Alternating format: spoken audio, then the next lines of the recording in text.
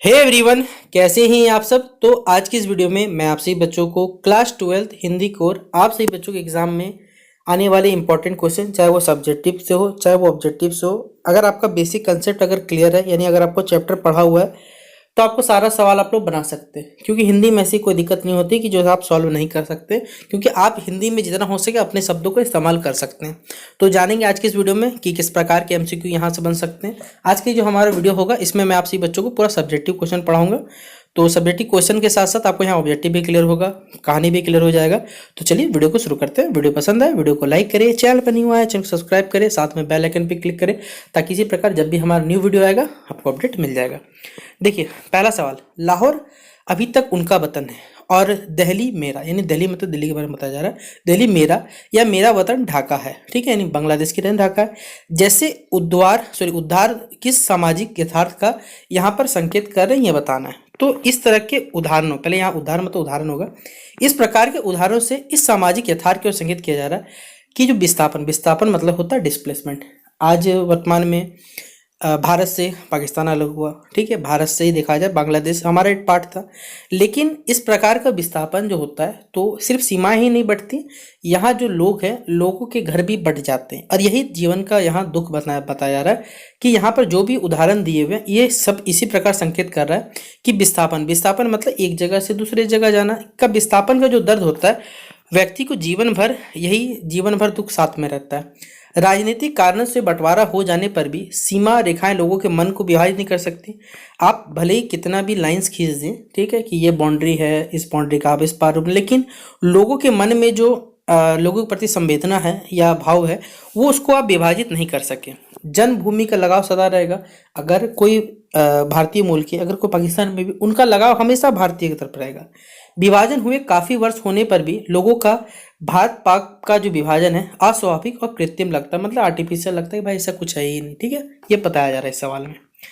अगला सवाल है, भक्तिन के आ जाने से महादेवी अधिक देहाती कैसी हो गई, ये बताना है। तो भक्तिन देहाती थी पहले, सेविका रूप में आ जाने से महादेवी का जो खाना पहनना हो जाता है वो देहाती ढरेगा हो गया। मतलब जब सेविका रूप में पिछली भक्तिन आ जाती है तो महादेवी जी का जो रहना हो गया, खाना पीना पहनावा तक भी वो लगभग देहाती ढंग का हो जाता है। भक्ति ने देहाती खाने की विशेषताएं बताकर उनके खाने का डलवा दी। मतलब जो बेसिकली देहाती खाना या देसी खाना जो होता है वो बहुत ज़्यादा उसका विशेषता होता है। ये कह के वो महादेवी अपराज भी उसमें भी क्या होता है, चेंजेस आता है। उसके कारण लेखिका को रात में मकई के लिए दलिए के साथ मट्ठा पीना पड़ा, मतलब दलिए के साथ उन्हें मट्ठा पीना पड़ा। बाजरे के तिल मिलाकर पने हुए खाने पड़े और ज्वार के भुने हुए भट्टे की खिचड़ी भी खाने, यानी जो देसी खाना होता है वो साथ में खाना पड़ा। उनकी बनाए हुए सफ़ेद महुए की लापसी को संसार के श्रेष्ठ हलवे से अधिक स्वादिष्ट मान के खाना पड़ा। मतलब माना गया कि उनके द्वारा जो महुए की लापसी को जो हलवा बनाया जाता है वो सबसे स्वादिष्ट मान के खाना पड़ा।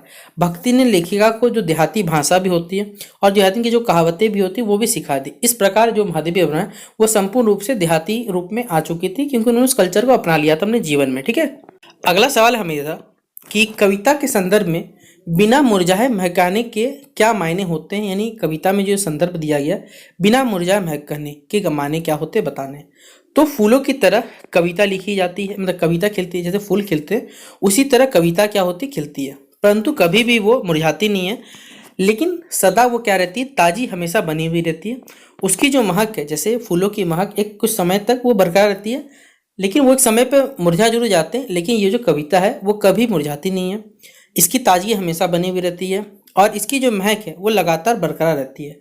कवि कहना चाहते हैं कि फूल तो मुरझाने के साथ अपनी महक जो है वो बिखेरना बंद कर देते हैं, क्योंकि एक समय के बाद ऑब्वियसली बात है, ये लॉजिक भी कहता है कि फूल हो या फल हो या कोई भी चीज़ हो एक टाइम तक ही वो उस काम को कर सकता है, लेकिन कविता के संदर्भ में मुरझाना होता ही नहीं है, मतलब वो कभी मुरझा ही नहीं सकता। इसलिए कविता बिना मुरझाए महकती रहती है, वो कभी भी मुरझाती नहीं, हमेशा महकती रहती है। यहाँ कविता के शाश्वत मतलब अनंत काल तक चल सकती, चिरकालीन जो उसका प्रवाह होता है उसकी और यहाँ पर कवि संकेत करते हैं। और तात्पर्य है कि कविता चाहे कितनी भी पुरानी क्यों ना हो, वो पहली बार पढ़ने वाले तथा जो बार बार पढ़ने वालों के लिए हमेशा वो क्या रहती है, एक नया रहता है, एक नया अर्थ देता है और एक नया तरोताज़ा चीज़ वहाँ उसके सामने प्रस्तुत किया जाता है। इस चीज़ से इस अर्थ से इसका यहाँ भावार्थ यहाँ पर आप लोग समझ सकते हैं।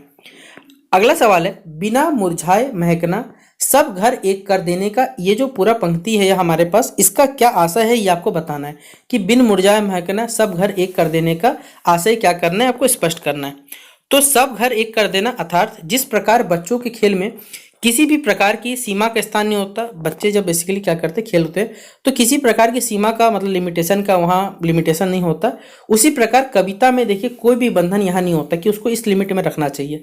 बिना मुरझाए महकना फूलों की तरह कविता खिलती है, यानी बिना मुरझाए कभी जिस तरह फूल खिलते रहते हैं उसी तरह कविता खिलती रहती है, परंतु कभी मुरझाती नहीं है, लेकिन ताजगी हमेशा बनी रहती है और उसकी जो महक है वो हमेशा क्या रहती है, इस प्रकार बरकरार रहती है। ठीक है, इस शब्दार्थ मतलब इस पंक्ति का ये भाव यहाँ बता दिया गया। कील के तरह ठोकने, यानी कील की तरह, कील मतलब होता है वैसे कांटी समझ सकते हैं, आयरन नील जिसे हम लोग कहते हैं। कील की तरह ठोकने से क्या अभिप्राय ये हमें बताना है।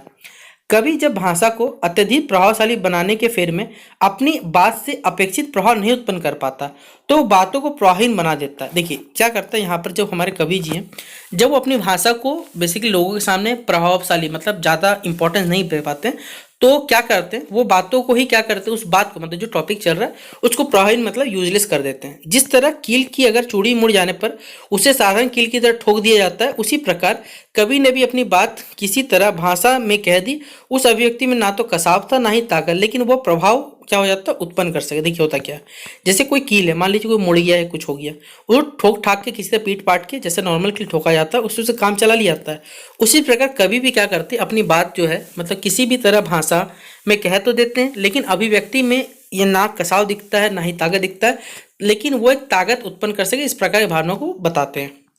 अगला हमारे पास सवाल है कि कोई रचना ढीले पेज की तरह कब और कैसे प्रभावहीन हो जाती है। कोई भी रचना बताना है, तो कोई रचना ढीले पेज की तरह प्रभावहीन हो जाती है। अब गलत शब्दों के प्रयोग के कारण बात का अपेक्षित प्रभाव तो नहीं पड़ सकता। अच्छी कविता का बनना सही बात का सही शब्द से जुड़ना हो सकता है। जब ऐसा होता है तब किसी अतिरिक्त दबाव की यहाँ पर हमें आवश्यकता नहीं पड़ती है। ठीक है, फिर अगला सवाल है कवि ने किन स्थितियों को सहज स्वीकार किया है या सहज स्वीकारा है। कविता में कवि क्या कहना चाहता है ये हमें बताना है। तो कवि ने अपने जीवन की हर जो कह सकते हैं तिक मधुर अनुभूति, सुख दुख जो भी जीवन उनका बीता है, आत्मसम्मानपूर्ण गरीबी, विचार संपदा, व्यक्तित्व की दृढ़ता, भावनाओं की प्रवाहमान धारा को उसने हर समय क्या किया, इसे स्वीकार लिया है, ताकि या फिर चूंकि सभी के साथ कवि क्या कर सके अपने प्रियो से जुड़ा हुआ रहे, इसलिए ये सब क्या करते कवि को यहाँ पर बेसिकली स्वीकार्य है। अगला है पाताली अंधेरे की गुफाओं में लापता होने के बावजूद कवि संतोष का अनुभव करता है। ठीक है, क्यों अनुभव करता है ये बताने नहीं, वो बेसिकली पाताली अंधेरे की गुफा में खो चुका है, लेकिन इसके बाद भी वो एक संतोष का एक फीलिंग करता है, वो क्यों बताना है हमें। तो कवि अपने प्रिय के महत्व, अपने प्रिय के प्यार में अपनापन, कोमलता, आत्मीयता के आदि से अपने स्वर को क्या करता है, कमजोर महसूस करता है, लेकिन अब वो अज्ञानी और जो संवेदन शून्य होकर पाताली अंधेरे गुफाओं में सुरंगों के धुएं के बादलों में लापता हो जाना चाहता है। वो अब इस प्रकार खो जाना चाहता है ताकि कोई उसे ढूंढ भी न पाए। इस स्थिति में इससे संतोष का अनुभव होता है, क्योंकि वहाँ भी लगता है मतलब इस स्थिति में उसको ये भी खुशी होती है कि वहाँ उसका जो प्रिय है, वहाँ उसका स्मृति, वहाँ से सहारा मिल रहा है। अगला सवाल है यहाँ पर सूर्योदय से उषा का कौन सा जादू टूटता है और क्यों। तो बताया हुआ है यहाँ पर कि सूर्योदय से पूर्व क्या होता है, उषा काल में जो मतलब उस टाइम में सूर्योदय से पूर्व में आकाश का एक सौंदर्य प्रतिपल परिवर्तित होते हमें दिखता रहता है। नीले आकाश का नीले संग जैसा हो गया, राख लिपे चौक जैसा हो गया, लाल केसर से घुली काली मिली सील जैसा हो गया, लाल खड़िया जो चौक होता है उससे मले सिलेट तथा नीले रंग में नहाती जो हमारी गोरी दे तथा जैसे दिखना किसी ये जादू से कुछ कम नहीं होते हैं। लेकिन जैसे सूर्योदय होता है ये सभी जो दृश्य दिखते हैं ये सब के सब खो जाते हैं। इसलिए कवि ने कहा है उषा मतलब सुबह होते इन सब जादू को टूटना को इसको जोड़ने की कोशिश की यहाँ पर। ठीक है, अगला सवाल है हमारे पास विप्लव के तीर किसे कहा गया और क्यों, इसका क्या कारण है ये आपको बताना है। तो विप्लव के वीर बादलों को कहा गया है क्योंकि बादल विप्लव होते हैं। कवि ने बादलों के माध्यम से क्रांति का आह्वान किया, मतलब कि इसके द्वारा क्या होगा, क्रांति स्टार्ट हो सकता है। अतः उन्हें विप्लव यानी क्रांति के वीर भी कहा है। ये बादल ही क्रांति के द्वारा जो भी जन आकांक्षा, लोगों की जो आकांक्षा उनको क्या कर सकते हैं, पूरा कर सकते हैं। अगला सवाल है तुलसीदास जी ने अपने को गुलाम है राम को क्यों कहा है।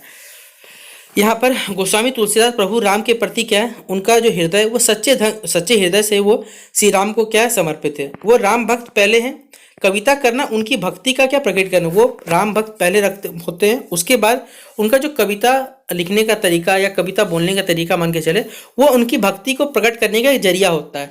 हे प्रभु राम से दास्य भाव की भक्ति भी करते हैं, स्वयं को दास, उनका सेवक, चाकर आदि मानते हुए प्रभु के सम्मुख अपनी जो हीनता है, अपनी हीनता का तुलसीदास ना केवल जगह वर्णन किया, यहाँ पर उस उद्देश्य से वे स्वयं को राम का क्या गुलाम भी कहते हैं कि वो श्री राम के क्या गुलाम भी हैं। अगला सवाल हमारे पास, लक्ष्मण मूर्छा और राम का विलाप पाठ के आधार पर लक्ष्मण के प्रति राम के स्नेह बंधों पर क्या डालना है, प्रकाश डालना है, ये बताना है। तो यहाँ सवाल बताया हुआ है कि लक्ष्मण मूर्छा और राम का विलाप पाठ में श्री राम का अपने भाई लक्ष्मण के प्रति आदर्श स्नेह है।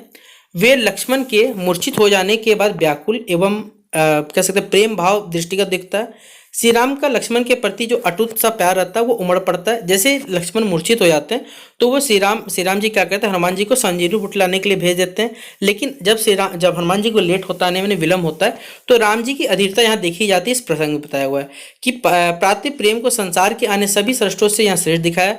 वे धन, पुत्र, स्त्री और परिवार के सामने अपने भाई को क्या देते हैं, ज्यादा महत्व इस संदर्भ में यहाँ पर बताया गया है। ठीक है, अगला सवाल है, रुबाइयाँ के आधार पर बताइए कि माँ द्वारा बच्चे को प्रश्न करने के लिए क्या क्या उपाय किए जा रहे हैं। इन रुबाइयों के आधार पर बताना है कि माँ द्वारा जो भी कृत्य किए जा रहे हैं बच्चे के लिए प्रश्न करने के लिए उन्हें क्या क्या काम किए। तो माँ बच्चे को प्रश्न कर लेकिन अनेक वात्सल्यपूर्ण उपाय करती है। वो अपने नन्हे बेटे को कभी गोद में झुलाती है, कभी रहकर हवा में क्या करती है, लहराती है, जैसे हवा में उसे फेंकती है ताकि वो खुश हो सके। बालक का मन जो होता है वो चांद को देख क्या होता है, ललचा गया, मतलब चांद की आकृति देख के ललचा गया। वो दुनकने लगता है और चांद को लाने की जिद करता है। माँ उसे अपने हाथ में आईने पकड़ा के कहती है कि लो चांद लो, आईने उतारिए। अपने हाथ में एक मिरर ले गया, मिरर का जो इमेज बनता है उससे बता दिया कि लो बेटा चांद आ चुका है। इन उपायों से वो क्या करती है, अपने बच्चे को प्रश्न करने के लिए हर संभव वो प्रयास करती है। अगला सवाल है, छोटे चौकोने खेत को कागज का पन्ना कहने में क्या अर्थ है। यानी जो छोटा चौकाना वाला खेत होता है, कागज का एक पन्ना, उसे क्यों कहने में क्या अर्थ नहीं थे, ये बताना है।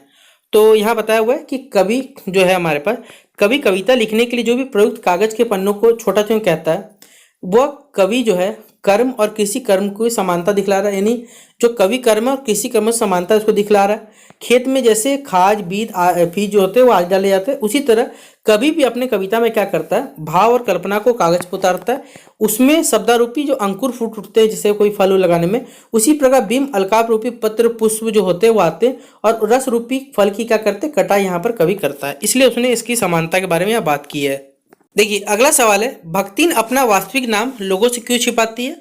भक्तिन का यह नाम किसने और क्यों दिया होगा ये भी बताना है। और अगला सवाल है, मतलब 3 सवाल बेसिकली इस सीरीज में, इस टाइप में, महामारी फैलने के बाद गांव में सूर्य तथा सूर्यास्त के दिशा में क्या अंतर दिखता है। जाति प्रथा को श्रम विभाजन का है, एक रूप न मानने के पीछे अंबेडकर जी का क्या तर्क है, ये आपको बताना है। तो भक्तिन का वास्तविक नाम लक्ष्मी अर्थात लक्ष्मी था। उसने यह नाम उसके माता पिताजी ने दिया था। उसने सोचा होगा कि उसके पास क्या होगा, धन धान होगा, उनके माता जी के पास। वह जिस भी घर में जाएगी, जहाँ होगी वहाँ सिर्फ संपन्नता होगी, परंतु उसको उस नाम के हिसाब से कह सकते हैं रिजल्ट नहीं मिलता, जिस वजह से उसे झेलना पड़ता है। अपने नाम के अनुसार गुण या दशा ना होने के कारण वह लोगों से अपना वास्तविक नाम क्या छिपाती है। लेखिका से नौकरी मांगते समय उसने अनुरोध किया कि वो उसके वास्तविक नाम से उसे नहीं पुकारा जाए। तब लिखिया ने उसके कंठमाला तथा वेशभूषा को देखकर उसे एक नया नाम दे दिया, भक्ति। ये काम था उसके नाम पढ़ने का, या फिर उसने नाम क्यों छिपाया ये समझ में आ गया होगा। अगला सवाल यहाँ पर बोला गया कि सूर्योदय होने पर लोगों के चेहरे पर क्या होता है, हाहाकार होता है तथा हृदय विदारक जो कृदंत होते हैं, सुनाई देता आवाज के बावजूद कुछ चमक रहती है। दिन में लोग क्या करते, कांखते कांखते कुराते कुराते अपने घरों से बाहर निकलते तथा पड़ोसी हो गए, परिवारजनों या आत्मजनों के साथ जाकर उन्हें ढाढ़स देते हैं। सूर्यास्त होने पर लोग अपनी अपनी क्या होते हैं, झोपड़ियां यानी जो घर रहने के स्थान होते हैं उनमें घुस जाते हैं तथा चूं भी नहीं करते हैं, मानो उनकी बोलने की शक्ति भी जाती रहती है। माताएं पास में दम तोड़ते हुए पुत्र को अंतिम बार बेटा भी नहीं कह सक रही है। रात में पूरे गाँव में क्या होता है, सन्नाटे का भाव होता है एवं भय का वातावरण बना हुआ रहता है।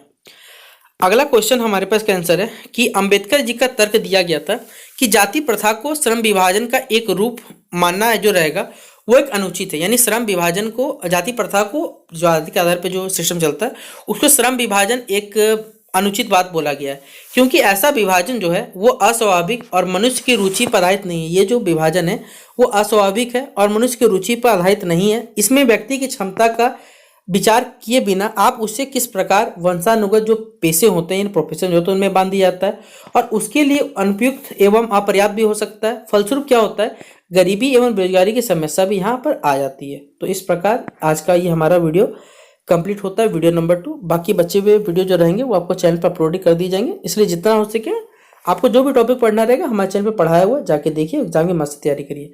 बाकी मिलते हैं नेक्स्ट वीडियो पे, तब तक के लिए जय हिंद और जय भारत।